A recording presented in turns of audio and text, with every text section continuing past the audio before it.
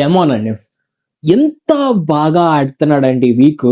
నేను ఇప్పటికీ చెప్తాను, మార్క్ మై వర్డ్స్, ఒక్కవేళ రీతు అనే ఒక ఫేక్ ట్రాక్, నేను ఇప్పటికీ చెప్తాను ఫేక్ ట్రాక్ అని, ఒక రీతు అని ఒక ఫేక్ ట్రాక్ అనేది లేదు అని అంటే డెమాన్ కి, నేను ఇప్పటికీ చెప్తున్నాను కప్పు కొట్టే ఛాన్సెస్ ఆర్ వెరీ హై. అంటే విన్నర్ మెటీరియల్ దగ్గరికి వెళ్ళేవాడు డెమాన్. ఇప్పుడు కొంచెం దూరంగా ఉండటానికి one of the main reasons Ritu అని చెప్పొచ్చు. అంటే రీతు అనే పర్సన్ కాదు, రీతుతో ఉన్న రిలేషన్షిప్, ఆ బాండ్, దానివల్ల ఆ అబ్బాయి చాలా చాలా వెనకబడ్డాడు. లేదంటే గేమ్స్ కి గేమ్స్, ఎంటర్టైన్మెంట్ కి ఎంటర్టైన్మెంట్, నాకైతే పిచ్చకి నచ్చేసాడు అనమాట ఈ వీక్ అయితే. అంత బాగా ఎంటర్టైన్ చేశాడు.